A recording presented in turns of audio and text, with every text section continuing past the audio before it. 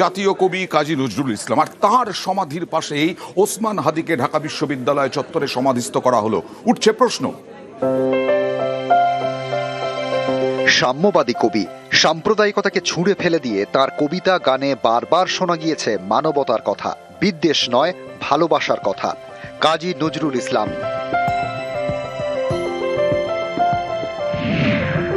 1899 সালের 24শে মে বর্ধমানের চুরুলিয়া গ্রামে কবির জন্ম। 1976 সালে বিদ্রোহী কবি কাজী নজরুল ইসলামকে ঢাকা বিশ্ববিদ্যালয় চত্বরে সমাধি দেওয়া হয়।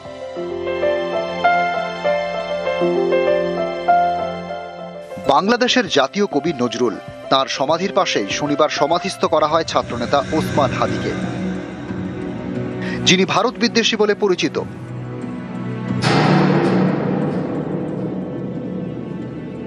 কয়েকজন বিশিষ্ট কবি এবং কাজী নজরুল ইসলাম ওখানে ছিলেন।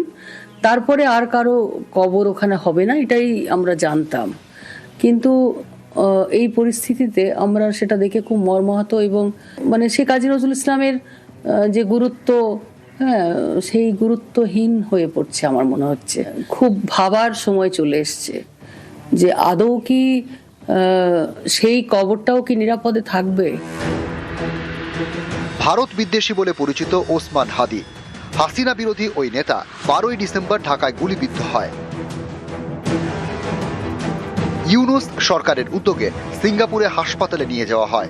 18ই ডিসেম্বর রাতে হাদির মৃত্যু হয়।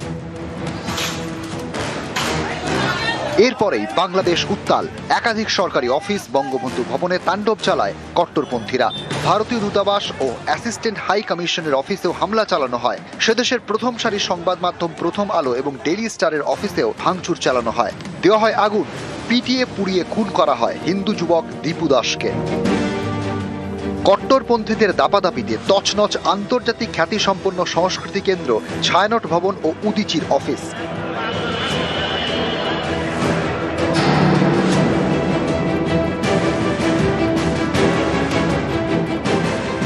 এই সরকার আসার পর আমার মনে হয় কোথাও একটা জায়গায় ঠিক মর্যাদা দেওয়া হচ্ছে না, একটা অপমান করার চেষ্টা চলছে আর কি। হাদিকে যে দেওয়া হয়েছে কবর, এটা আমরা চুরুলিয়া গ্রামবাসীর পক্ষে প্রচণ্ড ধিক্কার জানাচ্ছি। তিনি সাম্যবাদের কবি, তিনি সাম্প্রদায়িক সম্প্রীতির কবি, এবং ইনা যে হাদিকে যে কবর দেওয়া হয়েছে, এটা আমরা চুরুলিয়াবাসীর পক্ষে আমরা খুব মর্মাহত এবং আমরা খুব দুঃখ প্রকাশ করছি। এটা উচিত নয়।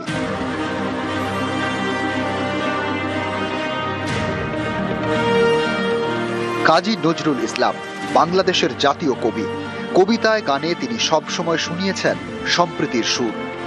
ভারতের স্বাধীনতা সংগ্রামে তার গান আগুন জ্বালাতো, বিদ্রোহের আগুন।